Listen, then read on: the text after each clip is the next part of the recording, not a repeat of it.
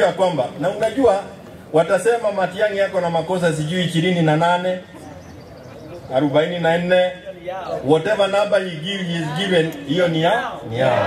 Lakini hata wamweke jela, tutachagua Halo? Hata wamweke wapi? Jela, tutachagua na sisi Jubilee tutasimama na yeye. Na tunasimama na yeye kwa sababu he is a person of integrity. Na yeye ni Mkenya. Ile mnataka kujua ni kwamba he is a national asset. Hii si mtu ya Kisii ati hapa Nyamira. This is a national asset. Tunaelewana? Na mimi nashukuru sana kwa sababu nilikuwa nataka kuuliza ya kwamba kama muko tayari. Muko tayari kabisa. Twende kila pale. Sisi hatuna vita na wale wengine ambao wanasema wanataka kuwa marais. Lakini pia sikiza watu vile wanasema. Kwa sababu lazima watakupatia kura, wenye kura ni wao wanaongea. Na ukisikia wakisema maneno mingi ingine, wewe enda kwa hiyo ingine mingi ambao wanasema. Wachana na ile kichwa yako ilikuwa inakwambia. Halo? Mimi nimekuwa secretary general wa Jubilee katika vita zilikuwa zimeletwa na watu ambao wapi mama amen. Wademta. Amen. Asabla kwa. Pengine ametoka. Ule mwenye aliapishwa juzi. Mimi nimekuwa secretary general wa hiyo chama kwa miaka karibu 3. Na ile vita tumepigwa na wale ambao walikuwa wanataka kuchukua chama wauze kwa UDA. Mimi sijaona kitu kama hiyo. Sasa hii ndio nimegundua, na kuna kijana hapa sitaki kutaja jina lake. Amefanya kazi ya maajabu ya kusubua. Mdomo inachezwa namna hii. Unaona meno pande hii na ulimi pande hii. Sasa ujui utasikiza nini? Mpaka huyu kiti yake inanyakuliwa na mtu mwingine. Mimi nataka kusema pole on behalf of the Jubilee Party.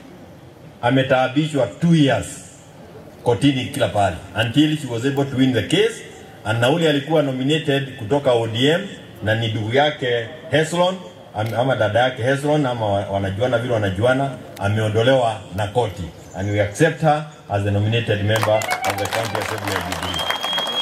Asante sana mama. Na nikiwa hapo niseme ukora kama hii haitarudiwa tena Jubilee. We will make sure that we have fair nominations, free and fair nominations, kuingia bunge na pia hata kuwekwa kwa list ya those who will be nominated. Kwa sababu bila kufanya mambo kama hayo, kuna wengi ambao tutakuwa tumetatiza. Na unajua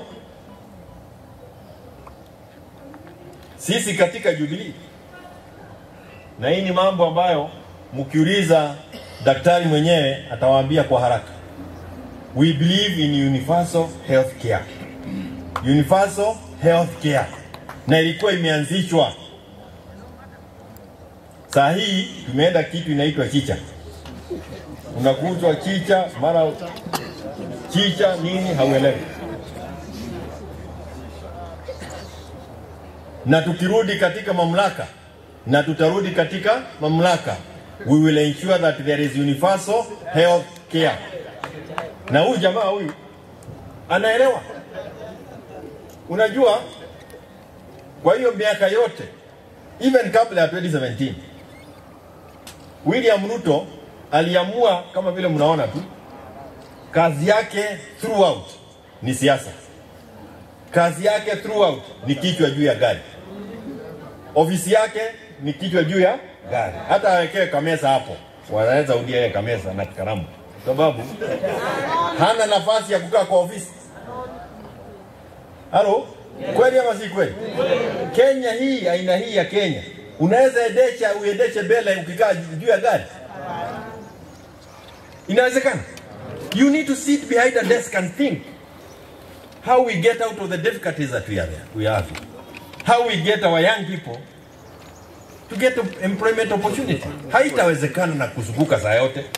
Jana alikuwa Nyandarua, juzi alikuwa Laikipia, leo ako wapi? Ako Kirinyaga, kesho wako wapi? Kesho atakuwa wapi? Pengine Kiambu, siku hiyo nyingine arudi Bugoma, aende Kakamega, arudi aruke Ramu, akiwa Ramu aone Mary, aingie Mary mshiki yako Saudi Arabia. Halo? Mnasikia? Utafanya kazi lini ya Kenya? Wacha niwaambie ile siri ilifanyika. Wakati Mheshimiwa Uhuru aliona tabia ya huyu jamaa na akasema yeye hataki furugu kama ile iliwekwa kwa Gachagua. Akasema Fred, kuja. Wewe kuja chair the cabinet subcommittee. Fred Matiang'i ndio alikuwa chairman wa subcommittee ya cabinet. Miaka 10 William Ruto akitangatanga. Sioni kama mnaelewa. Mnaelewa? Kwa hivyo tukisema mambo ya health, Matiang'i anajua kwa sababu yeye ndiye alikuwa chairman wa kamiti yote. Tukisema mambo ya education anaelewa kwa sababu alikuwa chairman ya kambi ya he chaired the subcommittee. Kwa hivyo tukianza kusema mambo ya health, universal health care, ukisema hivyo anaelewa, anajua pale walikuwa wamefikisha, alikuwa anajua pale pesa ilikuwa inatoka, anajua ilikuwa iende wapi. Si mambo ya kuleta chicha. Na hiyo application ya chicha cost you 104 billion. Up peke yake 104 billion. Mambo ya social protection programs mnayajua. Hii kazi kwa vijana tulikuja tukaambiwa you cannot subsidize nini, you cannot give subsidies na mambo mengi kama yale. Mnakumbuka hayo? Tulikuwa na kazi kwa vijana. Kazi vitani, kazi kwa vijana. Mnaelewa ni kusema nini? Ilikuwa kusaidia watu, sio ati wafanye kazi kukata mitaro, lakini you work to get something from government so that your family, the household, has some money in the evening ya kununua chakula. As the economy is improving. Kwani kazi ya serikali ni nini?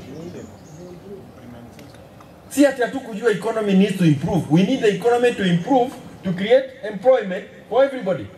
Lakini utagojea na tubo.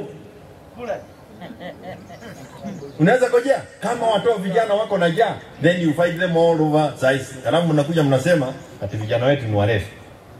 Wapatie kazi uone kama watakunywa. And that is where we were going. Today, disaster. In fact, Ruto is a walking disaster. Ukimwona akikuja Kisii, jua disaster imekuja. It's very unfortunate. Mambo ya elimu hatuwezi tukaongea. Nyinyi wote, kila Mkenya anajua, na ukitaka kujua shida ya Gen Z na hii serikali ni Matiang'i. Kwa sababu Matiang'i alihakikisha kwamba ukiingia shule unaelewa ya kwamba haukiingia hapa uambiwe for 60 years tulikuwa tunaambiwa ya kwamba hawa wamepita, wale anguka. Let me tell you again. Tumekuwa na education system hapa ya kusema you have passed and these ones have failed. So the only people who pass are equal to the opportunities available in secondary school or at the university. Every other Kenyan is a failure. So for 60 years, tumekuwa tukisaa failures in this country.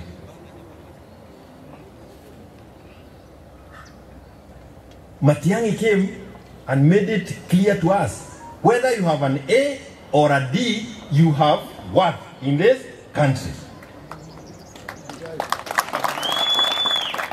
There is nobody who is worthless in this country. Na wakati tulikuwa shule, ilikuwa unatetemeka kwa sababu hautaki kuanguka. That is what he was taking care of. Now we are back to the same disaster.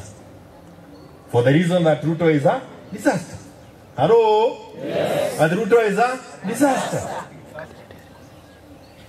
Hapo beleni juzi tu, tulikuwa tunajua sasa machiefs kazi yao imejulikana na assistant chiefs. Mtihani ikitokea namna hii, kazi yao ilikuwa kutembea kwa kila boma kuhakikisha kila mtoto ameingia to the second level of education. Why? Because there is no person mwenye alizaliwa Kenya ama duniani bila Mwenyezi Mungu kuwa na nia juu yake. Lakini sisi tunafanya tu watu wanapotea hivi. Leo hii hata nikianza kumwauliza majina ya chief na assistant chiefs imeanza kupotea. We had 100% transition from primary to secondary, from secondary to tertiary university and tertiary colleges, TVET na vitu zingine. Hayo mambo yote ilifanywa na nani? Matiang'i. Matiang'i wameshikana na ule mzee alituaga, a wonderful man who left us when we really needed him. Alikuwa anaitwa nani? Nani? Professor? Na hata nyinyi ni kali. Yaani mnakumbuka Professor Makoha. Na leo nikiukuuliza waziri wa health, utaanza kuuliza jirani ni nani?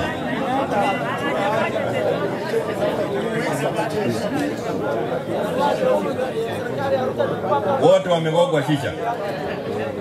Hello? Adam Matiang'i. TVET institutions increased from 753 to 2,401 in this country. Leo hii, we have 520,000 students by 2022 ambao walikuwa wanaenda TVET. 5,200. Ukiangalia pale beleni, hakukuwa watu wanataka kwenda TVET. Ilikuwa usipoenda university, unaenda nyumbani kufanya maneno. We have, I don't know the number now, but we had 5,020 by 2022. Na ukiangalia yote now where we are as a country, education is in a disaster, is a crisis, is in a crisis. Kweli si kweli? Na nyinyi hii yellow bus ilitoka wapi?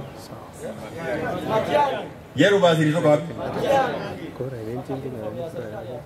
Mumezao. Sasa siku hii ukiona yellow bus kwa kichwa wako unajua hawa ni watoto wa shule.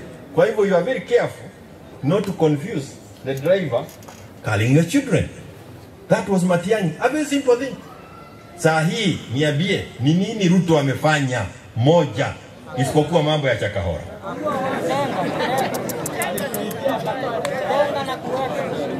Haro?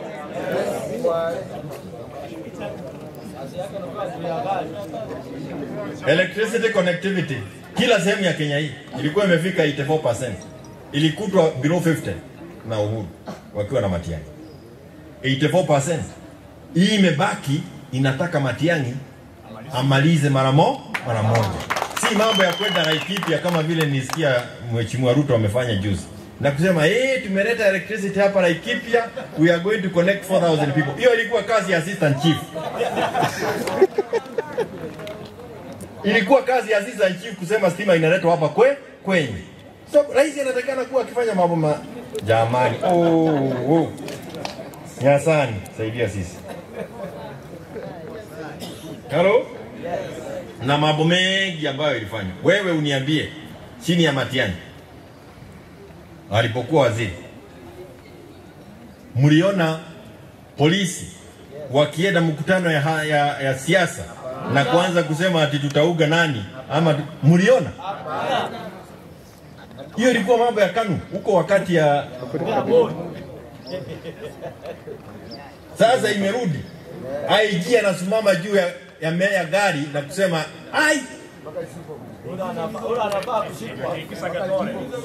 paka sasa Chief of Defense Forces na huu mtu wa security wameanza kutuambia ati tuseme Ruto must. Sasa unajua Ruto must go si yako, si yangu, si ya yule, ni ya Kenya wote. Utafanya nini na Wakenya? Na mimi najua huyu Defense Forces anaelewa. Wakenya wakisema Ruto aende, kazi yake ni kutii amri ya Wakenya. Kwa sababu katiba imepatia nguvu zote kwa Wakenya. Kwa hivyo wakati watasema Ruto must go, yake ni kukuja na kupiga saluti kwa ule mwingine, Wakenya watasema ndio wanataka. Halo? Na hiyo ndio kitu. Na mimi kama ningekuwa yeye, ningekuwa nimeambia Ruto, toa hii amri ya kusema jeshi wakuje kwa barabara. Kwa sababu bado mpaka wa leo wanajeshi wako kwa barabara. Wanajeshi wako kwa barabara na wameanza kufanywa waongee mambo ambayo haiambatani na yale mambo mengine. Ilikuwa sababu gani hii mambo ya stima ipelekwe kila pale? Ili watu waanzishe biashara kila pale. Na katika serikali ambayo itakuja, na ilikuwa tumesema pale beleni, ilikuwa watu waanze biashara, alafu wapatiwe miaka 4, miaka 5, miaka 7 bila kulipishwa uchuru, ili uweze kuinuka na uweze kuhakikisha kwamba umewaajiri watu wengine. Sasa wewe angalia kazi ambayo ilifanywa hapa Kisii, na tutakuja kusema wakati yake ikifika. Lakini nikiangalia hapa tuko na barabara nyingi. Sitaki kusoma kama Ruto. Unajua yeye anasema, anaongea ni kama yeye analala hapo kwenye. Si nasema namna hii, anaenda namna hii, naenda namna hii. Lakini hii Kiogoro, Kigeti ilijengwa. Kweli ama si kweli? Nyakoe, Kigeti kajengwa. Suneka, Nyakoe kajengwa. Nyamisha, Nyangusu, Nyacheki, Nyamache, Isibania, Kisii, hizo zilijengwa. Kweli ama si kweli?